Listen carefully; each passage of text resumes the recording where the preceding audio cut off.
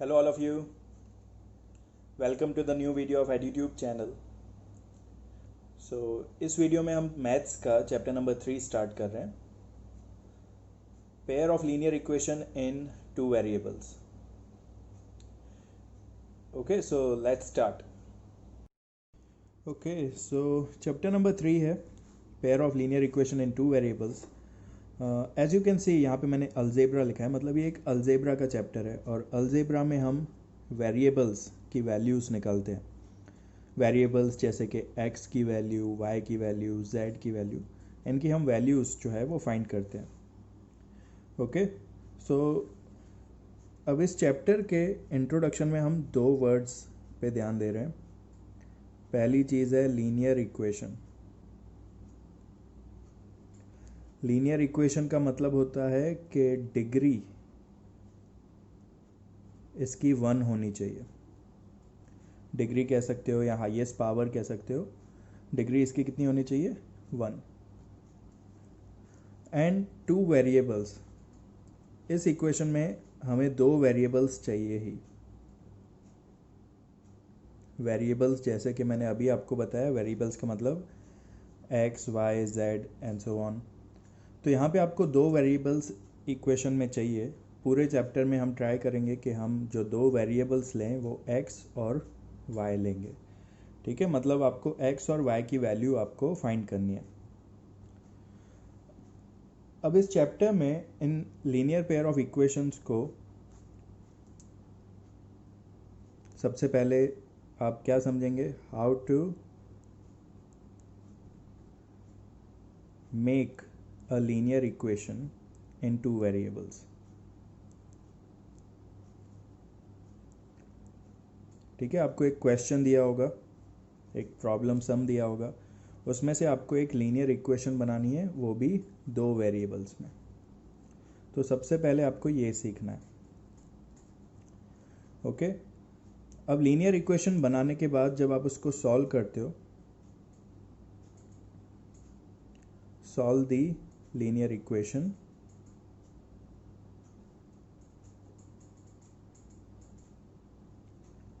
To find x and y. x और y की value आपको फाइंड करनी है. अब इसको सॉल्व करने के लिए दो मेथड्स हैं.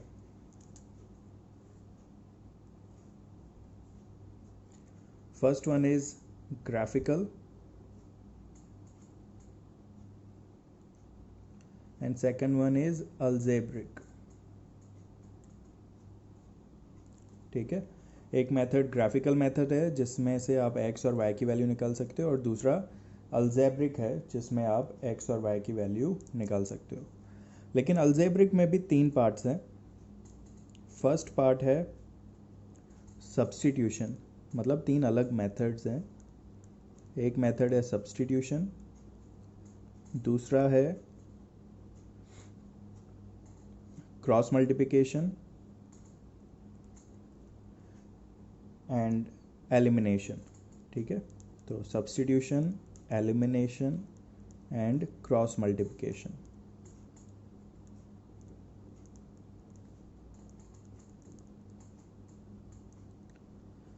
सो ये मेथड्स जो है वो तीनों मेथड्स हम समझेंगे, इनको सॉल्व करेंगे. एक्सरसाइज 3.1 में आपको पहले ये सीखना है how to make a linear equation in two variable and कैसे उसे ग्राफिकली सॉल्व करना है. एक्सरसाइज 3.2 में भी ग्राफिकल सम्स ही आएंगे. उसके बाद सब्स्टिट्यूशन, एलिमिनेशन, क्रॉस मल्टीप्लिकेशन, ये 3 डिफरेंट मेथड्स आएंगे. Exercise 3.3, 3.4, 3.5 and so on. ठीक है, चलिए तो अब एक्सरसाइज 3.1 से हम स्टार्ट करते हैं. यहाँ पे मैंने क्वेश्चन जो है वो लिख के रखा है. पहले क्वेश्चन रीड करते हैं. Aftab tells his daughters 7 years ago I was 7 times as old as you were. Also 3 years from now I shall be 3 times as old as you will be. Represent this situation algebraically and graphically. Okay, तो सबसे पहले तो हमें question के हिसाब से दो variables समझने हैं. इस क्वेश्चन में दो वेरिएबल्स क्या हैं? तो एक है एज ऑफ आफ्ताब और दूसरा है उसकी डॉटर की एज।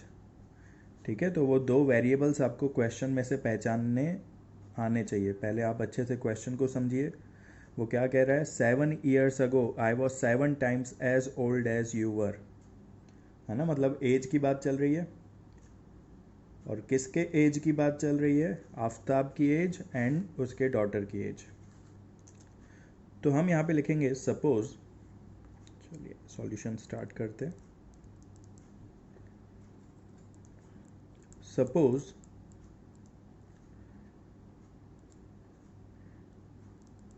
एज ऑफ आफ्ताब, ये प्रेजेंट एज है, ठीक है। Age of Aftab is x years and age of his daughter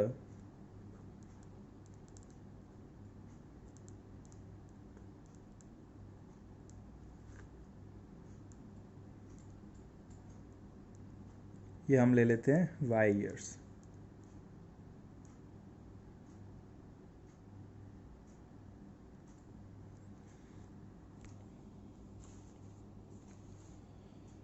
okay, अब क्वेश्चन की स्टेटमेंट्स हम रीड करेंगे और उसी के हिसाब से हम यहाँ पे ध्यान देंगे कि लिखा है 7 years ago। तो यहाँ पे स्टेटमेंट में हम लिखेंगे 7 years ago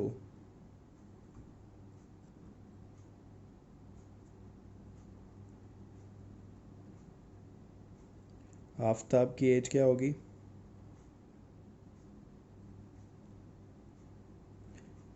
अभी प्रेजेंट एज x है तो 7 साल पहले x माइनस 7 होगी। एंड उसके डॉटर की as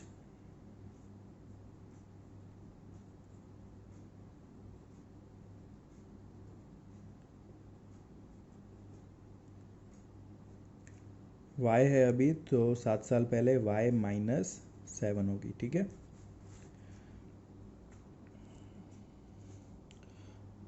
now according to question, जो उनकी 7 साल पहले की एज है, आफ्ताब कह रहा है I was 7 times as old as you were, you मतलब उसकी डॉटर। तो हम ऐसे लिखेंगे अकॉर्डिंग टू क्वेश्चन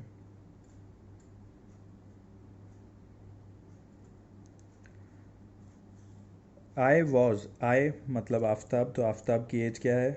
7 साल पहले वाली, x माइनस 7। वॉज, तो देखो जब भी कोई हेल्पिंग वर्ब देखो इसमें, वॉज, इज़, वर, आर, जो भी हेल्पिंग वर्ब्स होंगे तो आपको उसमें इक्वल टू लगाना है। ओके, आई मतलब आफ्ताब की एज, देन वॉज यानी इक्वल टू लगाया। 7 टाइम्स, 7 टाइम्स यानी 7 लिखेंगे। As old as you were, you मतलब उसके डॉटर की एज जो y माइनस 7 है। ठीक है, तो ये हमने एक इक्वेशन बनाई है। अब इस इक्वेशन को सॉल्व करते हैं।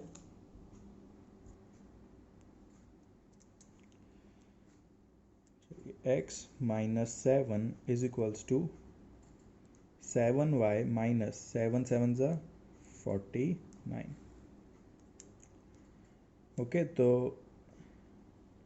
अब सारी टर्म्स आपको इस साइड लानी है। x माइनस 7, 7y इस साइड आ जाएगा तो माइनस 7y, और माइनस 49 इस साइड आ जाएगा तो प्लस 49। तो ये बन जाएगा x minus 7y minus 7 plus 49, minus plus minus 49 में से 7 गया 42। साइन हम बड़े की लगाते हैं। कौन बड़ा है, 7 या 49? 49 बड़ा है, उसके आगे प्लस की साइन है, तो इसके आगे भी प्लस की साइन, इज इक्वल्स टू 0। सो ये बन गई आपकी पहली लीनियर इक्वेशन। अब हमें दूसरी भी एक लीनियर इक्वेशन बनानी है। ये हमने 7 years अगो वाली बना ली। अब दूसरी स्टेटमेंट में बोला है 3 years फ्रॉम नाउ, मतलब आज से 3 साल बाद। तो हम आफ्टर 3 years की भी बना लेते हैं, आफ्टर 3 years। आफ्ताब की एज क्या होगी 3 साल बाद? x+3 हो जाएगी। और उसके डॉटर की as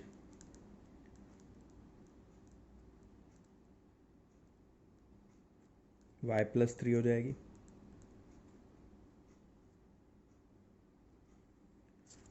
okay, according to question, यहाँ पे भी हम अकॉर्डिंग टू क्वेश्चन लिखते हैं।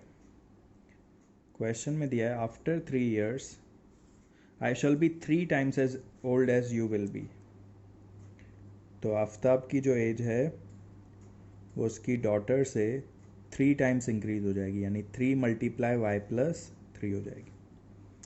अब इसको भी सॉल्व करते हैं। x+3 ब्रैकेट ओपन करेंगे तो 3y और 3 से भी मल्टीप्लाई होगा तो +9 हो गया। दोनों टर्म्स इस साइड ले दो, लेफ़्ट साइड पे ला देते हैं।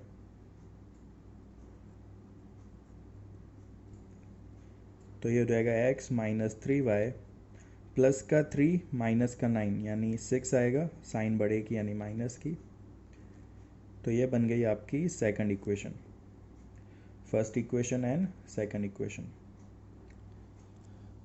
ओके, तो ये हो गया हमारा अलजेब्रिक मेथड। आज हम सिर्फ ये अलजेब्रिक इक्वेशन तक ही सॉल्व करेंगे। मतलब जो भी हम क्वेश्चन को रीड करके आपको इक्वेशन बनानी है और उस इक्वेशन को इसी फॉर्म में लेके आना है।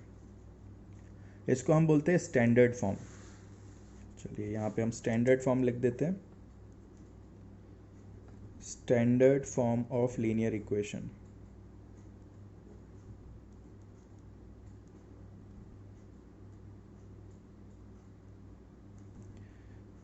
ax plus by plus c is equals to 0।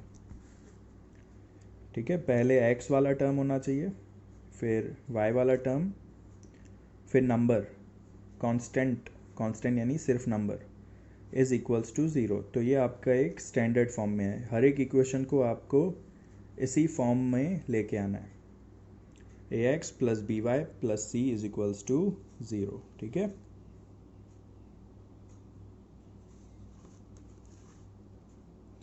तो देखो यहाँ पे a की वैल्यू क्या होगी, इसमें 1 होगी क्योंकि आगे कोई नंबर नहीं है। b की वैल्यू क्या होगी, -7, और c की वैल्यू क्या होगी, प्लस का 42। सेकंड इक्वेशन में a की वैल्यू 1 है, b की वैल्यू -3 है, c की वैल्यू -6 है। ओके, चलिए तो अब सेकंड क्वेश्चन पे चलते हैं। इसमें आपको ग्राफिकली भी रिप्रेजेंट करना है, लेकिन ग्राफिकली जो है वो मैं नेक्स्ट वीडियो में आपको समझाऊंगा। आज सिर्फ आप इक्वेशन बनाना सीखिए, जो हमारी फर्स्ट पॉइंट है, how to make a linear equation in 2 variables. सबसे ज़्यादा इम्पॉर्टेंट तो पहली चीज़ यही है इस चैप्टर में, आपको इक्वेशन बनाने आनी चाहिए।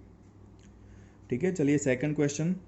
The coach of cricket team bias 3 bats and 6 balls for ₹3900। तो अब इसमें 2 वेरिएबल्स क्या हैं, बैट एंड बॉल। इन दोनों की कॉस्ट हमारी वेरिएबल होगी। तो हम सबसे पहले लिखेंगे सपोज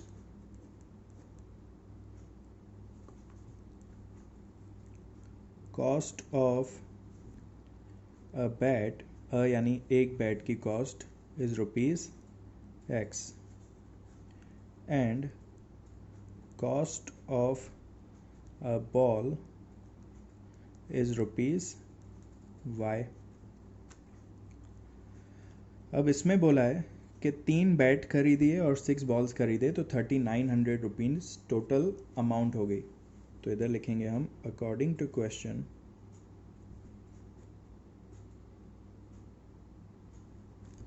कितनी बैट ली है, 3 बैट, बैट यानी x, तो हम लिखेंगे 3x प्लस 6 बॉल्स यानी 6y is equals to ₹3900।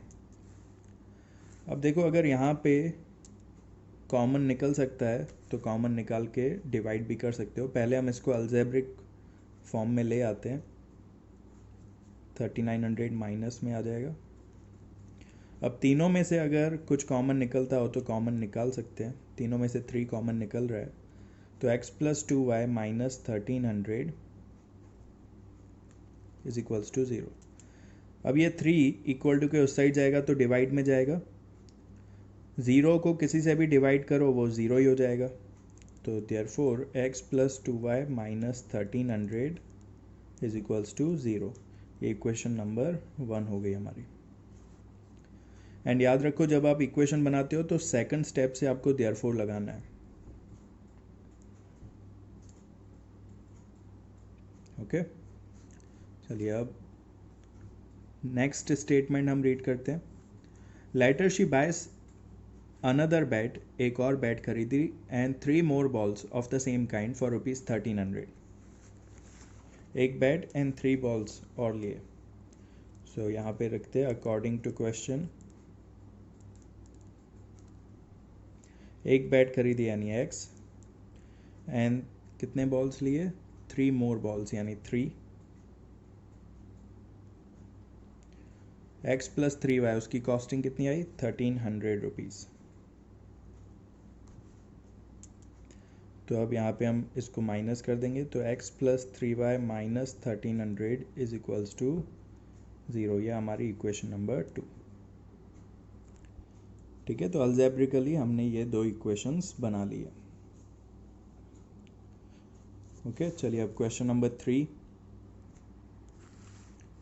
The cost of 2 kg of apples and 1 kg of grapes on a day was found to be ₹160। तो अब यहाँ पे पहले देखो, सबसे पहले क्वेश्चन में आपको 2 वेरिएबल ढूंढने हैं। यहाँ पे क्या है variable? Cost of Apple and cost of grapes, 2 चीज़ें आपको ढूंढनी है। तो इस क्वेश्चन में हमारे जो 2 वेरिएबल्स हैं उनको हम सपोज करते हैं। Suppose cost of 1 kg of Apple, और जो भी आप सपोज करते हो वो 1 के हिसाब से ही, ठीक है। So cost of 1 kg of Apple, ये हम मानते हैं ₹x, and cost of 1 kg of grapes, ये हम मानते हैं ₹y। तो देखो कितने kg एप्पल लिए? 2 kg, और ग्रेप्स कितने लिए? 1 kg। तो लिखेंगे अकॉर्डिंग टू क्वेश्चन,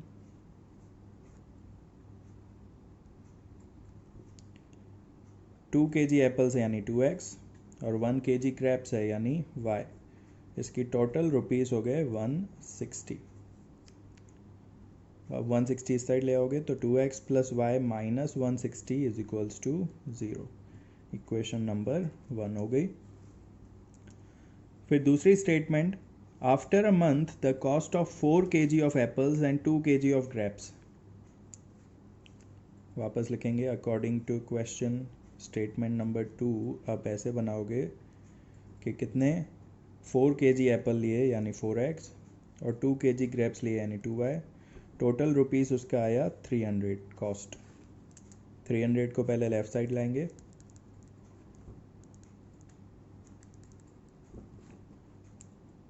अब इन दोनों में से 2 कॉमन है, तो 2x + 1y, 1 नहीं लिखो तो भी चलेगा।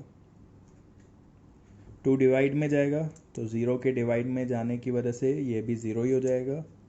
Therefore 2x + y - 150 is equals to 0। Equation number 2। Okay,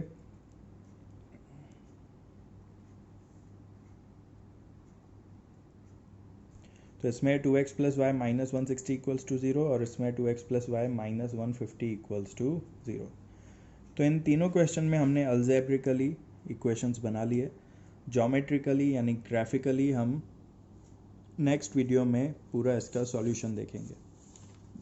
तब तक के लिए आप इन सम्स की प्रैक्टिस कीजिए, और इन क्वेश्चंस में से इक्वेशंस कैसे आपको बनानी है उनकी प्रैक्टिस कीजिए।